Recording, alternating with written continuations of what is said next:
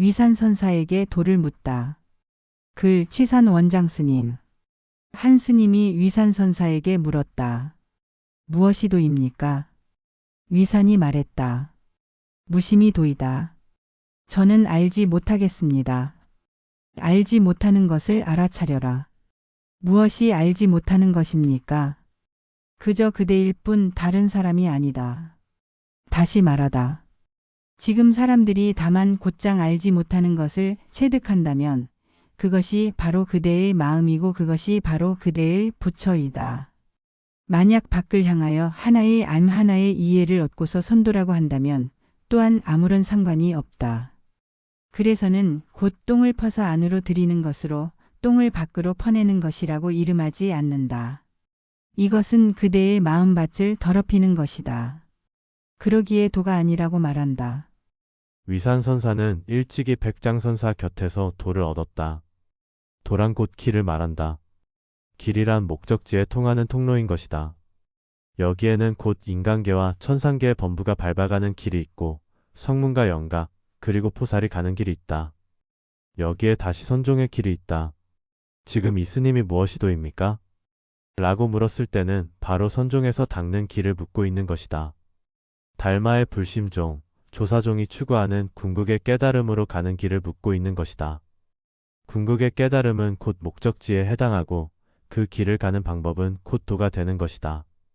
이에 위산선사는 말하였다. 무심이 도이다.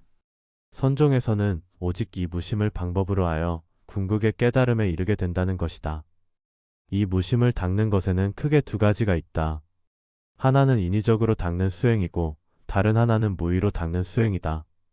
인위적으로 닦는다는 것은 의식적인 노력으로 분별과 사량을 끊어내고 걷어내고서 무심에 머무는 것을 말한다. 무의로 닦는 수행이란 한 차례 마음이 끊어진 심로절에 이르면 애쓰지 않아도 저절로 무심이 자리하게 되는 것을 말한다.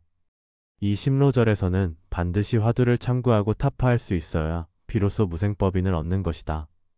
이 무생법인을 얻는 것을 곧 도를 얻었다고 하는 것이다.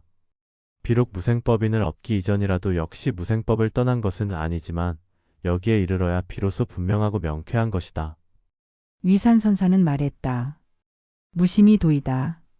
달마대사는 무심을 말하고 마조대사는 평상심을 말하였는데 서로 다르지 않는 것이다. 이 스님은 다시 말하였다. 저는 알지 못하겠습니다. 어째서 알지 못하는가? 보고 듣고 느끼고 아는 것은 같은데 어째서 어떤 자는 여기에서 알아차리고 어떤 자는 알지 못하는가? 보는 자와 보여지는 대상을 둘 다 떠나지 못하기 때문이다. 듣는 자와 듣는 소리를 둘 다 떠나지 못하기 때문이다.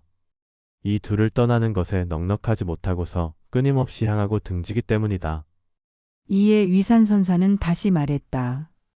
알지 못하는 것을 알아차려라. 그대는 무엇을 안다고 하는가?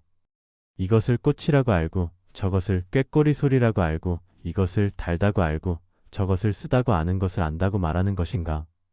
어찌 들어보지 못했는가? 옛사람은 말하기를 안다는 것은 허망한 지각이다라고 한 것을 꽃이라고 알고 꾀꼬리 소리라고 알고 달다고 알고 쓰다고 아는 것이 어찌 실상의 진실을 있는 그대로 아는 것이겠는가? 이것은 업식에 의해 끌리는 대로 일어나는 대로 보고 듣고 느끼고 아는 것에서 벗어나지 않는 것이다.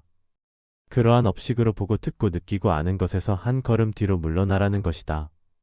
알지 못하는 것을 알아차려라는 것은 곧 분별과 사량에 떨어지지 말라는 것이다. 저 제육식의 분별과 채칠식의 사량에 떨어지지 말라는 것이다. 이 둘에 떨어지지 않으면 곧 저 옛사람이 말하는 무심의 길목에 이르게 된다는 것이다. 그리고 이 길은 곧장 부처의 열반성으로 통한다는 것이다.